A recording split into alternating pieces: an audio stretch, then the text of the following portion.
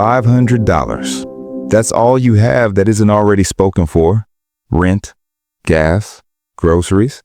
You tell yourself it's not enough to start anything real. So you scroll. Job listings you don't want, business ideas that feel too big, people online who somehow figured it out, and you sit there knowing you want more, but not knowing where to begin. Every morning feels the same. Alarm, snooze, rush, commute, clock in, smile when you don't feel like it. You tell yourself it's temporary, just for now, just until you save more, just until things are clearer. But months pass, nothing changes. You love animals. You slow down when you see a dog on the sidewalk. You follow pet accounts. You tell your friends, if I could do anything, I'd work with animals. But that feels like a dream, and dreams feel expensive. So you stay practical, responsible, careful.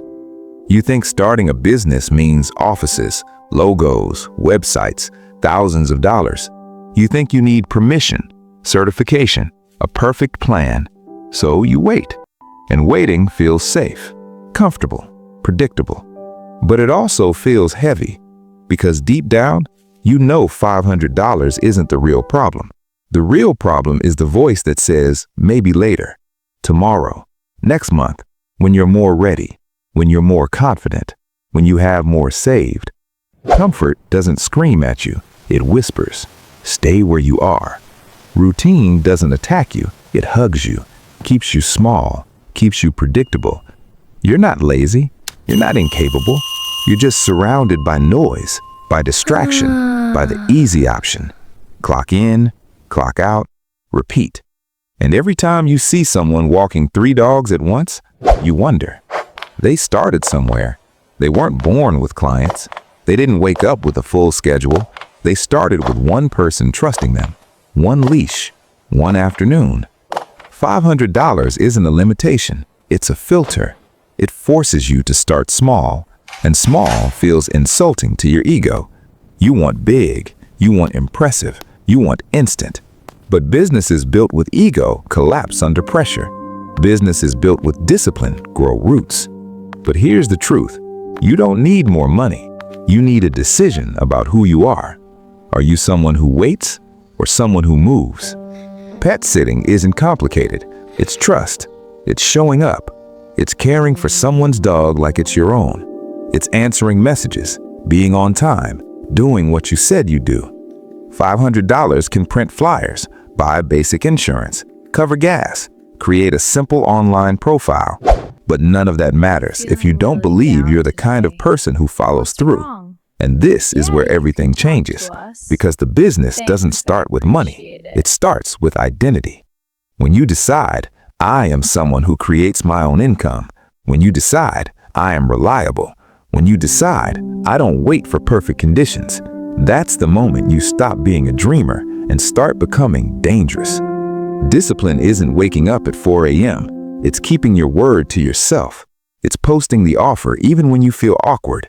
It's knocking on the first door, messaging the first potential client. It's doing it scared, doing it imperfect, doing it anyway. Freedom isn't a 6-figure number. Freedom is knowing you can create value, that you can knock on a door and say, I can help, that you can turn $500 into trust, trust into clients, clients into independence. You don't need a massive launch. You need one yes, one family, one dog, 1 week of proving yourself, and then another. The first time someone hands you their keys, that's not just access to their house.